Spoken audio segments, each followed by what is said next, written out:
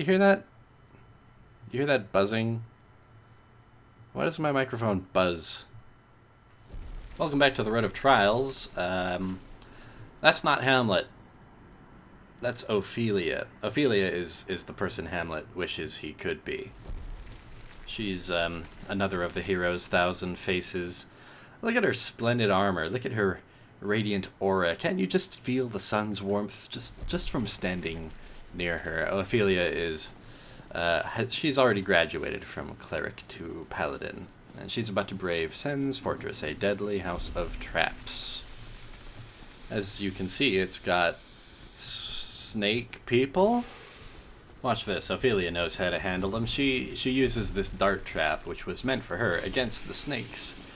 I couldn't really tell you why there are snakes, or really much of anything about this place. It's kind of an outlier as far as Dark Souls areas go, in that it really has no sense of inhabitation, no clear history at all. If Sen is a person, nobody knows anything about them.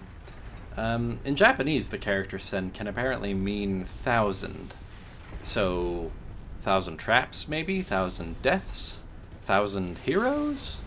This level comes at a point in the story when our quest is finally starting to feel clear, after the long and ambiguous ordeal to ring the two bells, which we'll get back to, I promise. We're finally given a clear purpose, almost like a second call to adventure, and we end up here.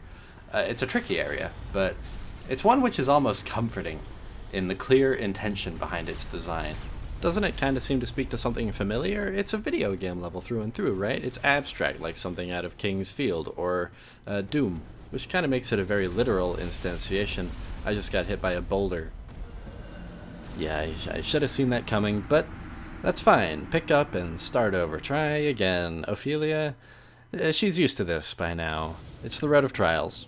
It's probably the best part of any myth. It's the bit where Oedipus answers the riddle, where Orpheus and Eurydice climb out of the underworld.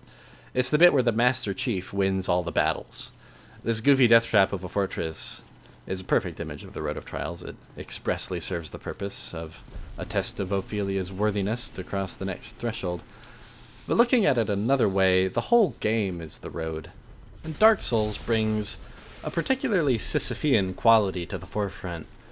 You know Sisyphus, he's the dude who spends eternity pushing a boulder up a hill.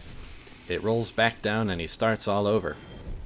Our hero in Dark Souls is undead, so that's why the game says you died instead of game over. The narrative clock doesn't rewind until we find the right outcome. Our character actually experiences every death, and the opportunity that affords them to anticipate the obstacles ahead is the key to their eventual victory. The virtue this particular road tests is tenacity, and that's the structure which puts the player of Dark Souls through the same test as the character. I think everyone pretty much already gets that about this game, but it deserves to be mentioned, particularly because it's a process which this series isn't very well suited.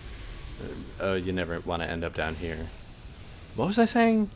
You know, it's easy to believe that video games, with the value they place upon giving the player as close to an infinite quantity of challenges as they can manage, overprivilege the Road of Trials phase of the journey, but I think that's a tradition that goes back a long way.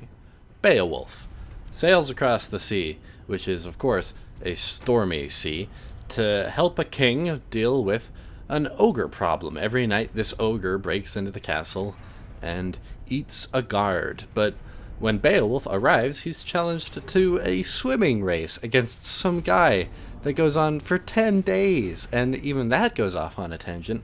When sea monsters drag him to the bottom of the ocean, Beowulf manages to kill the monsters and then still win the race.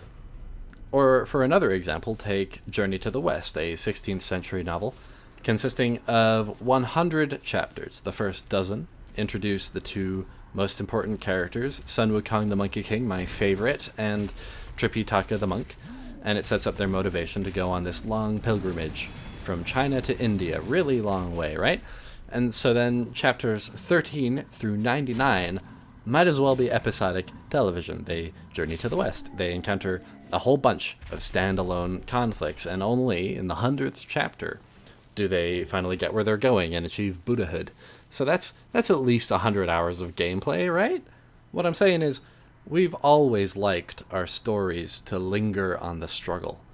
Any book or a middle school English class that tells you how to write good fiction will say that drama arises from conflict. You ever learn about the big four? Man versus man versus nature, man versus society, and man versus self. I think Campbell would tell you that all four of those can really be boiled down to man versus self. For him, that's the value of myth, that it lets us vicariously experience the trials. He thought that myth was the sword we use to vanquish our inner demons. On that note, Ophelia's come to a bit of a dead end here.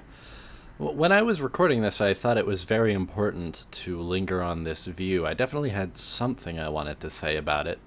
I mean, it's kind of interesting how much this place looks like the castle from Ico. I like Ico.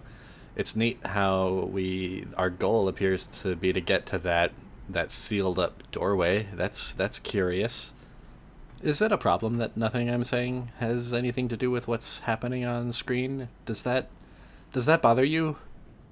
This game's combat is hard because I have to figure out how much to talk about it. It's funny that my friend there could tell that I was working on this series just because he saw me playing Dark Souls on Steam. That's not how it used to be. I used to play this game for fun. Now it's become its own kind of brand new challenge.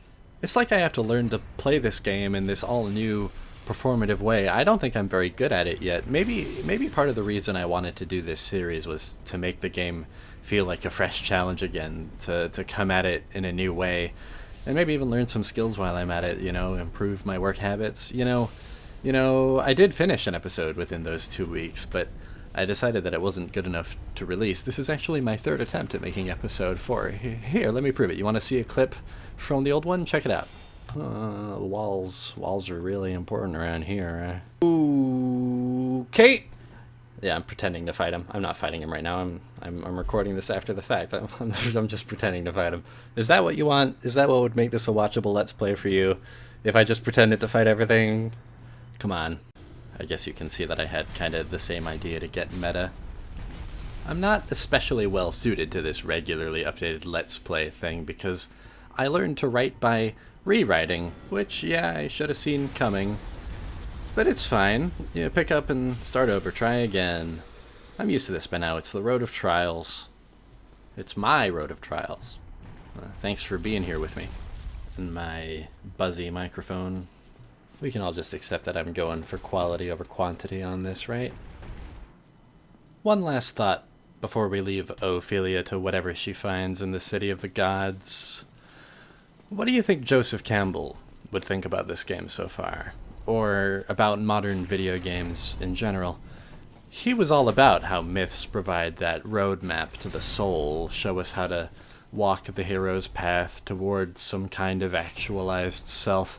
And here's a game which, more than most, insists that you can't just come along for the ride. You can't just watch it happen in front of you. Dark Souls seems to say that you can't just experience the road of trials vicariously. This time, you've got to do it yourself. You've got to earn that passage. Come experience this hardship and see if it feels meaningful. See if it feels like growth. And it's easy to imagine Campbell saying that there's potential value there, that a simulated mythical experience might do something for the spirit that mere storytelling maybe couldn't. Maybe it's like practice for the real thing, or maybe there's value intrinsic to the very act of overcoming.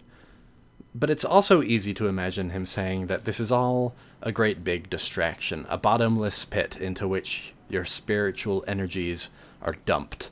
Maybe the value of myth is that it's extrinsic to life, and that we can only make contact with it tangentially through metaphor. And this game is just a hollow experience inviting you to step outside of yourself into some useless other world. You can give yourself to this game, but can you take anything back out with you? That's part of what I'm trying to do here, see? I'm trying to find meaning in this game, something I can keep. I wanna struggle not just against the challenges on the surface of this thing, but with every aspect of it. To do anything less is to do what Sisyphus does. I want to surmount this game, to see it from above, make it mine.